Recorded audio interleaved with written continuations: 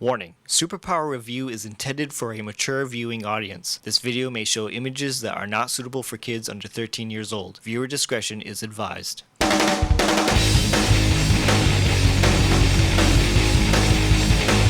What's going on, everybody? It's Kevin Vidini here for Superpower Review, and on today's video we are going to be talking about this book right here, Amazing Spider-Man number 300. You guys all know what this book is. This book has been selling for some crazy prices recently, and we're going to get into those prices in just a little bit, but we're also going to be discussing the many reasons why this book is selling for those prices. And to help me with today's topic, we got Joseph Reed on the show. Thank you so much for joining me yet again, man. What's up, dude? Thanks for having me back, man.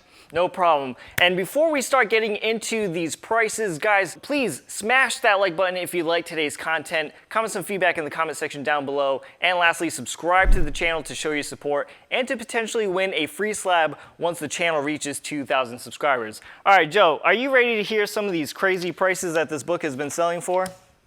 Yes, I'm totally ready, dude. All right, so these are the recent sold prices on eBay, okay? So on October 5th, an Amazing Spider-Man number 300, CGC graded at a 9.8 Direct Edition, sold for $5,200. A Newsstand Edition 9.6 sold for $2,850. On October 17th, we have a 9.4 Direct Edition selling for $1,600. On October 7th, we have a 9.2 Direct Edition selling for $850. And lastly, we have a 9.0 Newsstand Edition selling for $800. What the hell happened to this book? Yeah, I mean, it kind of makes sense, you know, being the first appearance of Venom and all that, and with all the hype built around Venom lately. But I don't know what caused the craze to come out of nowhere. Usually it's like something big will happen in the comics or something like that, or like a movie announcement that will cause it to do what it's doing. I don't know what caused it to spike like that. So, you know, we have Donny Cates writing Venom, and it seems like there are Venom fans coming out of the woodwork now. You know what I mean? I don't want to say anything offensive to people who are just jumping on calling themselves fans, but we have a bunch of people reading Venom right now because of Donny Cates. It's hot. Everybody wants to read it. We also have Null coming in November, right, for King in Black? Yes. Right? Yep. And we also have a Venom movie coming in June. So there are so many reasons for this book to spike, and I think it's all three of those reasons. It very well could be. I mean, you would think King in Black would make Venom issue 3 really heat up. Making the first appearance of Venom heat up, it kind of really doesn't make sense to me. That just sounds like it just doesn't make sense to me. The movie definitely makes sense, but you know, we're a ways away before that even comes out. We haven't even gotten any teaser trailers or anything like that. If anything, that movie is going to cause the first appearance of Carnage, you know, Amazing Spider-Man 351. That's going to blow up. But and it has a little bit Venom already. Yeah, that book's slowly been rising. And like you were saying, the difference between newsstand and direct edition, newsstands, for whatever reason, have definitely been, you know, commanding more of a price. And that's usually for the fact that they're kind of rare. And to find one, if you got a newsstand in a 9.8, you said the direct 9.8 was $5,000? Direct edition, yeah, sold for $5,200. Yeah, that's wild. But if it were a newsstand, it would definitely be a couple $100 more, if not an extra $1,000 more. Right. Now, I want to kind of go back to a couple of things that you mentioned. So, did you say that the price of ASM 300 going up because of Venom 3 doesn't make sense to you? No. King in Black itself. Okay. The storyline, you know, causing the first appearance of Venom, the spike of it just doesn't make sense. I figured the first appearance of Noel would jump from that. Gotcha. I want to talk about Venom issue number 3 for a hot second, because once I saw Venom issue number 3 spiking in price, I knew right away that ASM 300 was going to go up in value because it only made sense to me. I said, man, I'm surprised that this book isn't I'm surprised this book right here is not going up in price yet. And sure enough, once I started thinking about it, the book literally went up in price. ASM 300 should go higher because of that spike of that book, because if it wasn't for this book, we wouldn't have those other books. Yes, and that's a very good argument. I will give you that. But it's you know, if Noel's first appearance does start to heat up more than it already has, it would make sense that, you know, 300 would tag along with it. But like I said, I just kind of got on Instagram one day and started scrolling around, and I just noticed that a lot of people were talking about the Amazing Spider-Man 300s. 9.6s were commanding a big price or something like that. And then, you know, the newsstands in particular, a lot of people were just talking about it. And like I said, I don't know what caused it. It's hard to pinpoint. It's hard to pinpoint, but I really think those three main reasons that I brought up are the big trigger of why this book spikes so much. I mean, I think another reason that we didn't touch up on too, and you know, I already said about, you know, Venom fans coming out of the woodwork trying to buy every single appearance Venom is in, especially this key book right here. But is it sort of maybe a reason that it's you know, the fear of missing out aspect, the whole what do you call it, FOMO aspect? Yeah, I mean, the whole FOMO thing, I have never really paid too attention to it, but I too know that feeling. Like if a new variant comes out, a 1 in 50 or 1 in 100, like I pre-ordered 2 1 in 25s, or maybe it was a 1 in 50s for Venom issue 30, I believe, just because, I guess, of that exact reason. I just didn't want to miss it. You know, sometimes it depends on how much it's selling, if a shop's want to order them or not. So I kind of like to not take my chance. Plus, I kind of like collecting multiples of certain books. So the whole FOMO thing is something that is definitely real, but I've never really like put too much thought into it. But I have, like I just said, you know, I fell victim to it.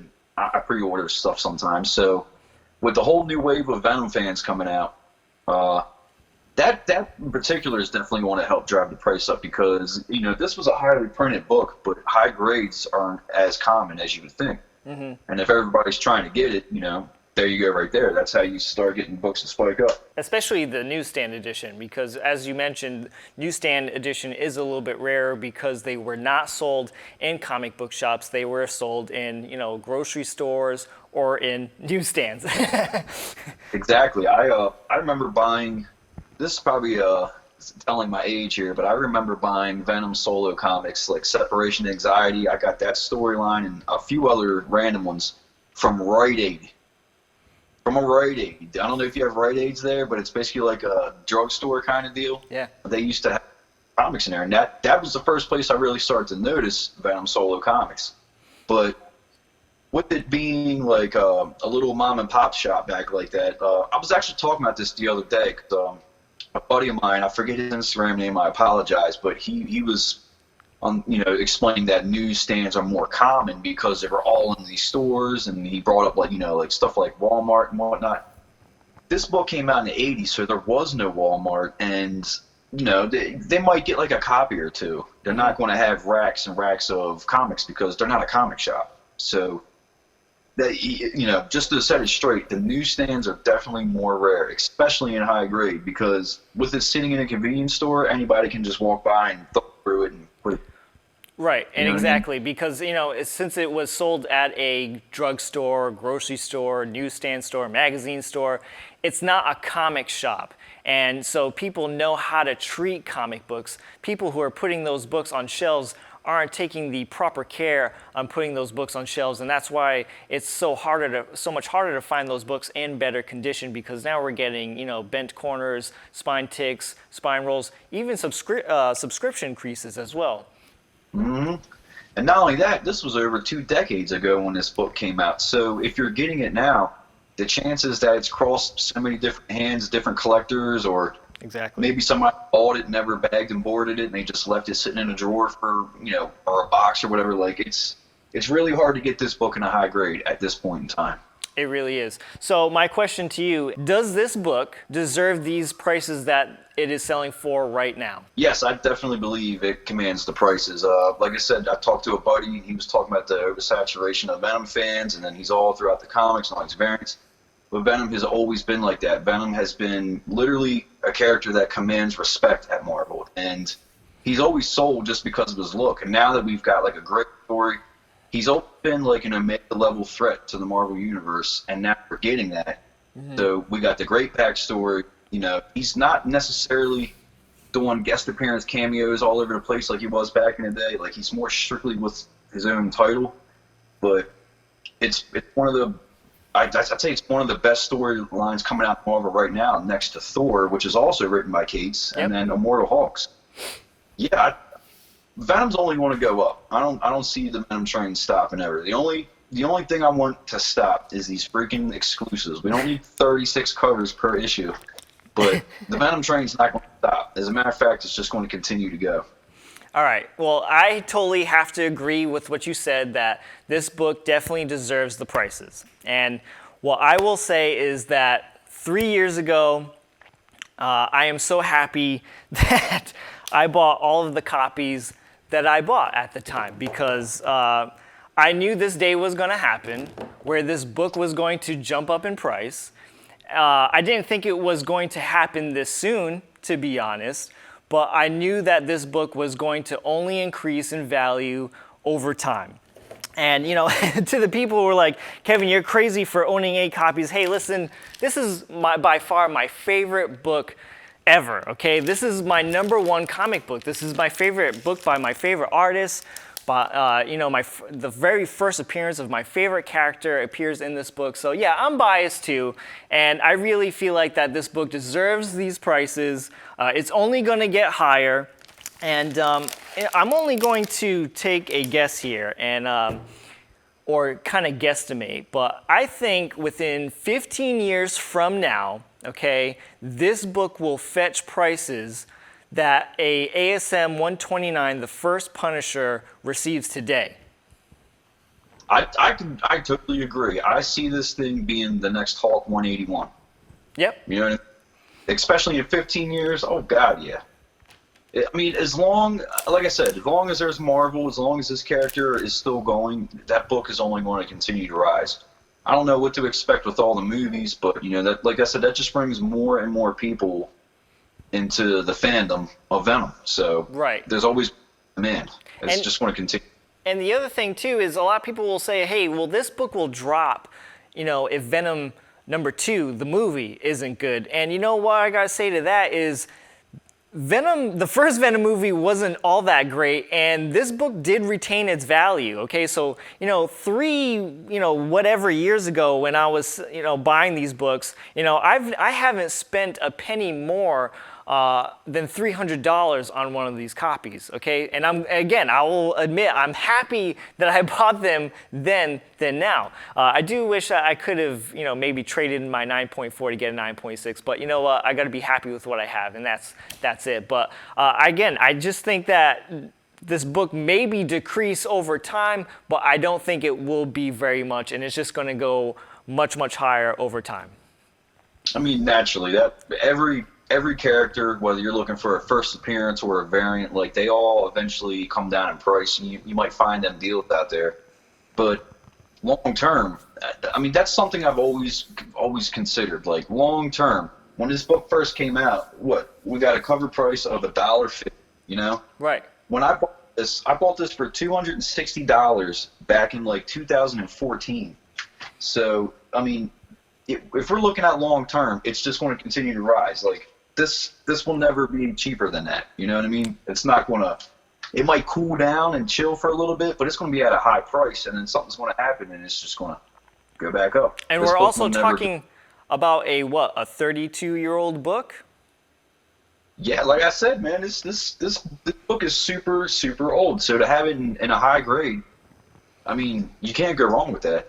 I got this 7.5 newsstand right here. Yeah. And it's literally my all-time favorite books, simply because first appearance of Venom and all that good jazz, but it's also signed by Stan Lee. Nice. And it's a new.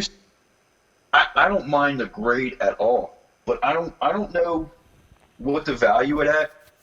I paid about $500 for it, but I know if I were to ever try to resell that, I could definitely get more than $500. And in due time, that book's going to continue to rise. Agreed. And just recently on the channel, I did somewhat of like my top 5 most valuable comics in my comic book collection. And I said on my channel that this was my #1 most valuable comic book. And I kind of guesstimated that this book was about $1,500. I really don't know how much it would be right now because that was before ASM 300 started going up in price. But I would like to maybe land that this book could be valued at this moment, maybe $2,200. Oh, without question. It's triple sign, right? It's triple signed and quoted. Oh, yeah, without question. With the quote, that makes it even more of a rarity. So, without question, dude. Yeah, right. And at the time, this is one of my CPR books. At the time, this book was a 9.0 and only signed by Stan, and I got it pressed and cleaned, and it came back that 9.4. At the time, I only spent $275 on this book when it was a 9.0 and signed by Stan. That's not bad at all. That's not bad at all is right. Like I said, you know, the deals are always out there. If a whole bunch of people get lucky and find that book for a cheap price, to me, I don't see that as, oh, God, the value's dropping. Like, you know, they got lucky. It's part of the hunt. It's the thrill of the hunt. Exactly. But realistically, like I said, I can't stress it. This book will not decrease in value. There's no way. So I see a lot of people on YouTube post videos whenever a book gets hot saying, you know, these are the comic books to invest in now. And, you know, they'll only post it when the book is hot. Is it too late to buy this book right now?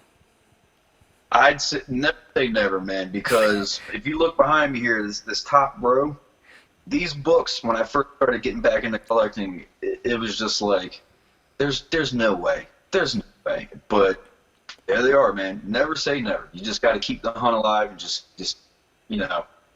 If you definitely want this book, I see what's holding you back. I mean, the prices that some of you demand, I didn't pay anywhere near that. And, you know, I could have been charged a grand for this one, and I didn't pay near that. But you just got to keep looking, you know? Right, exactly. With all of the Venom hype that's going on, it's not just ASM 300 that's going up in price. We're seeing people who, you know, if they can't afford an ASM 300 at this time, they're going to other books. So we're seeing an increase in Secret Wars #8. We're seeing an increase in Amazing Spider-Man #316, which is the first cover appearance of Venom.